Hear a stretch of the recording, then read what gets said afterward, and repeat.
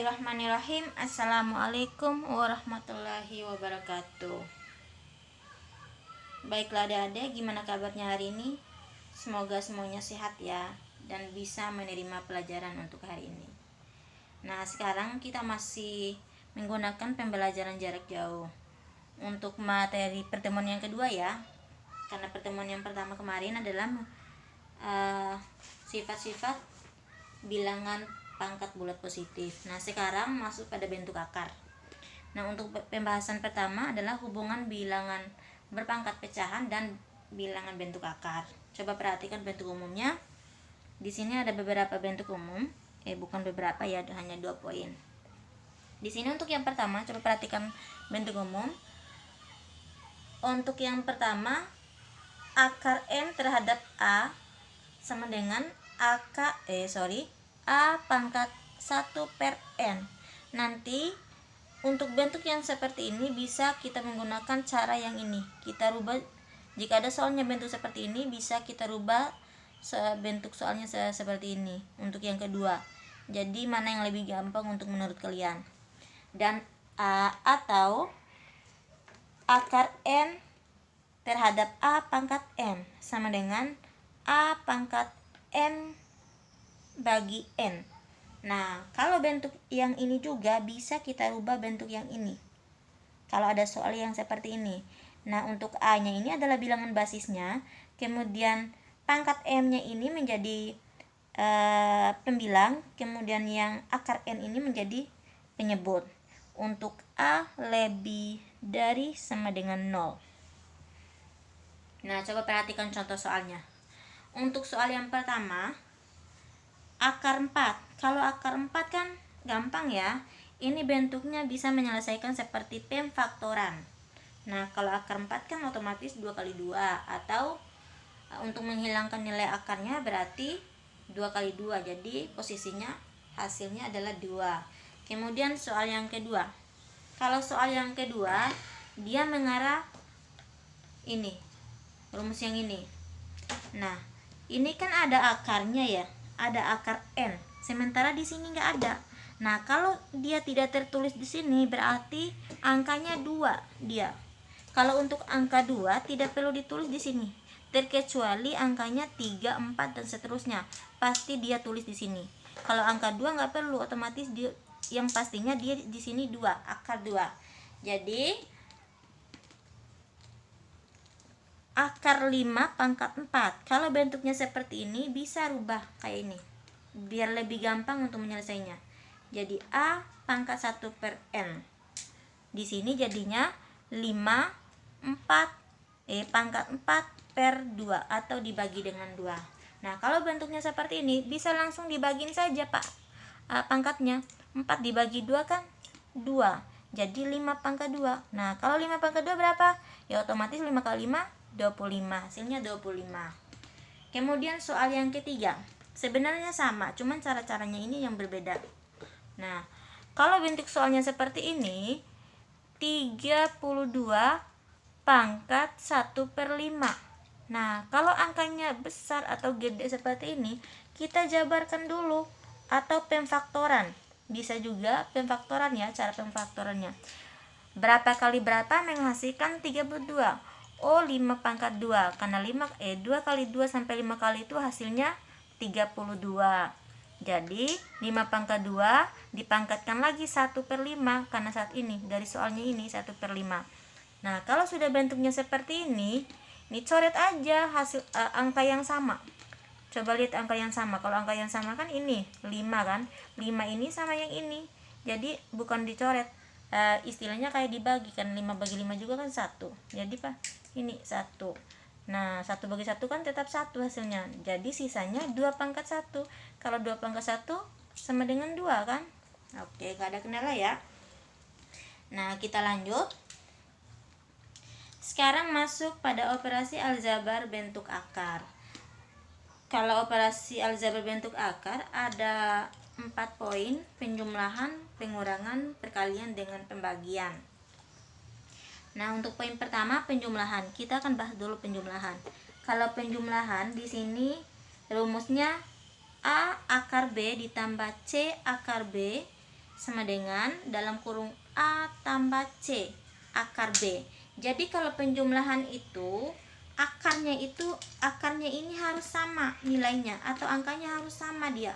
Nah, jika ada soalnya berbeda berarti perlu dijabarkan atau diperkecilkan biar akarnya ini sama angkanya. Jadi yang dijumlahin itu yang di luar akar. Di luar akar ya.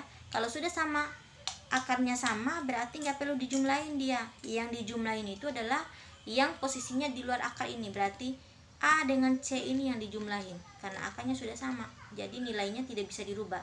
Yang ditambah itu adalah A tambah C akar B. Coba perhatikan contoh soalnya. Nah, di sini soalnya 2 akar 5 ditambah 4 akar 5. Kan ini sudah sama kan akarnya? Jadi yang diproses itu adalah 2 dengan 4 ini, angka yang di luar akar. Jadi 2 tambah 4 akar 5.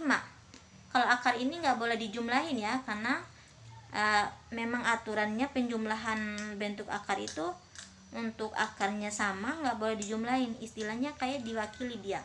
Cukup satu aja. Berarti yang dijumlahin ini yang di luar angka yang di luar akar. 2 tambah 4 akar 5 berarti 6 akar 5. Nah, sekarang kita masuk pada pengurangan. Sama dengan penjumlahan. Penjumlahan dengan pengurangan sama, bedanya plus min. Itu aja ya caranya. Nah, di sini A akar B dikurang C akar B. C akar B. Kemudian mana? C akar B sama dengan A dalam kurung A kurang C akar B. Jadi sama kayak di atas ya. Akarnya itu harus sama. Yang dikurang itu A kurang C. A kurang C. Coba perhatikan contoh soalnya. Nah, di sini ada soalnya 7 akar 3 dikurangi 2 akar 3. Nah, ini kan akarnya sudah sama. Jadi yang dikurangi itu adalah angka yang di luar akar. 7 kurang 2. Nih, 7 kurang 2 akar 3 sama dengan berarti 5 akar 3. Nggak ada kendala ya. Kemudian lanjut perkalian. Nah, kalau perkalian ada 3 bentuk umumnya atau rumusnya. Ada yang pertama itu akar B dikali akar B sama dengan A. Nah, yang kedua akar A dikali akar B sama dengan akar AB. Yang ketiga A akar B dikali A akar D sama dengan AC. Nah, kalau untuk yang pertama ini misalkan akar 2 dikali akar 2 berarti akar 4. Akar 4 itu berapa? Berarti 2. Ini maksudnya hasil dari A-nya. Kemudian untuk yang kedua akar A dikali akar B hasilnya akar AB. Nah, untuk perkalian beda dengan penjumlahan dengan pengurangan. Kalau pengurangan atau penjumlahan nilai akarnya itu harus sama dan ketika sama dia itu tidak diproses.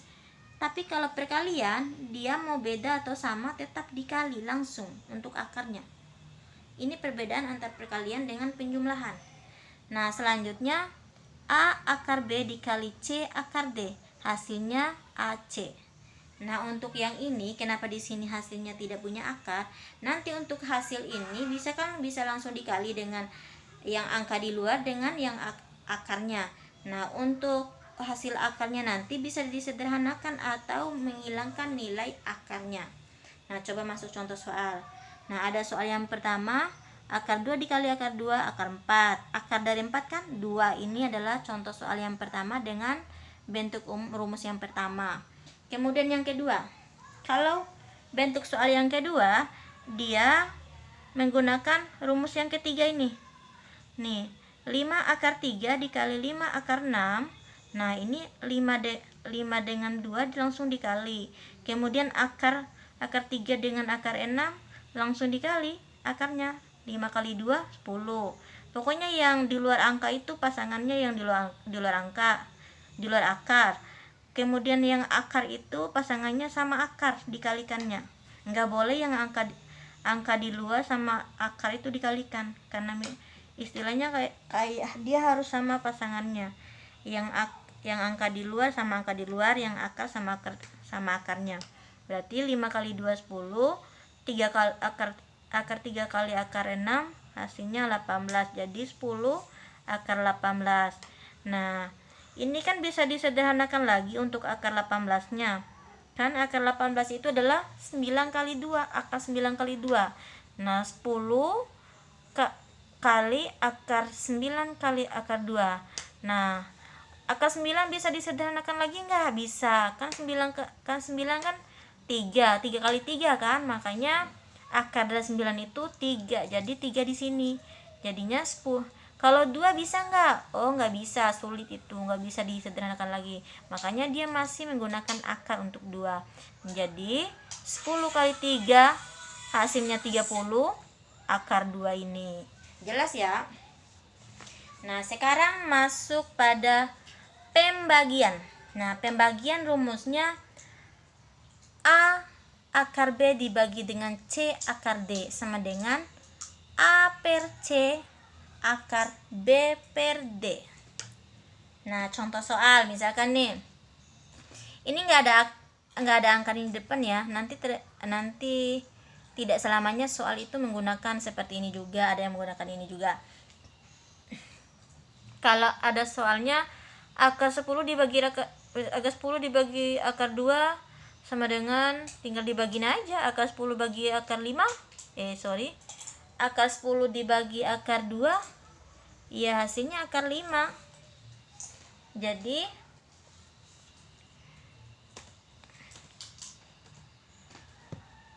maaf salah ketik di sini.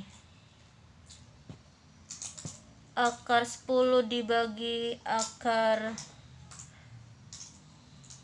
2 hasilnya akar 5.